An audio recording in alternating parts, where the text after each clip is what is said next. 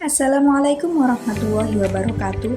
Perkenalkan, saya Sri Rahayu dari PGMI 3C dengan NIM 1860200522143. Video ini dibuat untuk memenuhi tugas ujian tengah semester mata kuliah kurikulum dan pembelajaran yang diampu oleh Ibu Maftuhah MPDI.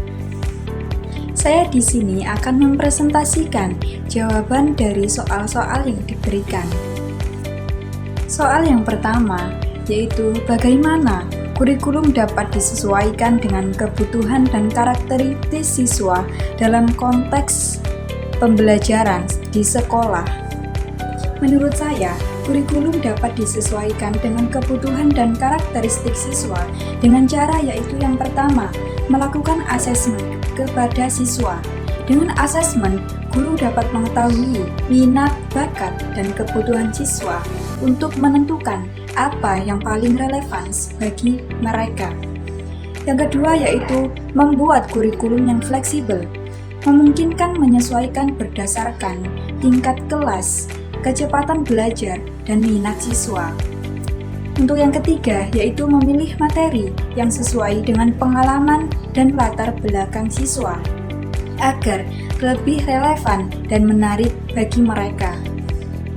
Soal yang kedua, apa yang dimaksud dengan pembelajaran berbasis proyek dan bagaimana guru dapat mengintegrasikannya dalam kurikulum? Menurut saya, pembelajaran berbasis proyek adalah pembelajaran yang berpusat pada proses dan berfokus pada masalah dengan memadukan konsep-konsep dari sejumlah komponen, baik ilmu pengetahuan, disiplin ilmu, atau lapangan. Guru dapat mengintegrasikan dalam kurikulum dengan memastikan bahwa proyek ini terkait dengan standar kurikulum dan mata pelajaran yang ada, sehingga siswa dapat mengembangkan keterampilan dan pengetahuan yang relevan. Soal yang ketiga yaitu bagaimana teknologi dapat digunakan dalam mendukung pembelajaran dalam kurikulum. Menurut saya, teknologi dapat digunakan dalam berbagai cara untuk mendukung pembelajaran dalam kurikulum. Beberapa contoh meliputi yang pertama yaitu pembelajaran daring.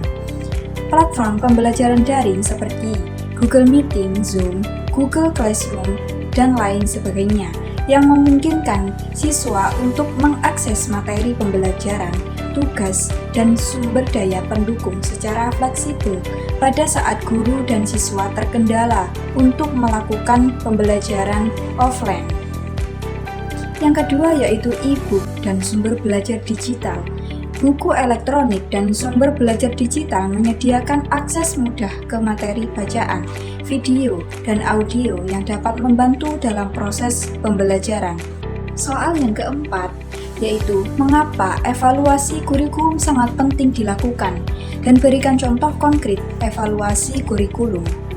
Menurut saya, evaluasi kurikulum sangat penting dilakukan karena membantu memastikan bahwa proses pendidikan berjalan efektif dan sesuai dengan tujuan pendidikan yang telah ditetapkan.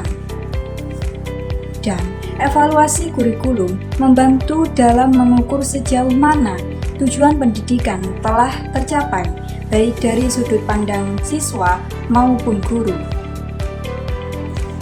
Contoh yang konkret yaitu dengan mengadakan ujian dan tes.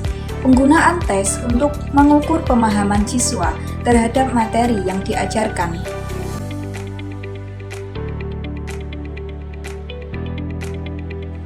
Jawabannya, guru dapat menggunakan penilaian formatif secara berkelanjutan selama pembelajaran. Contohnya, dalam pelajaran matematika, guru dapat memberikan soal-soal kecil selama pelajaran dan meminta siswa menjawab secara lisan atau tertulis. Ini membantu guru melihat sejauh mana pemahaman siswa sedang berkembang. Sekian dari saya, itulah yang dapat saya sampaikan. Kurang lebihnya saya mohon maaf. Terima kasih. Wassalamualaikum warahmatullahi wabarakatuh.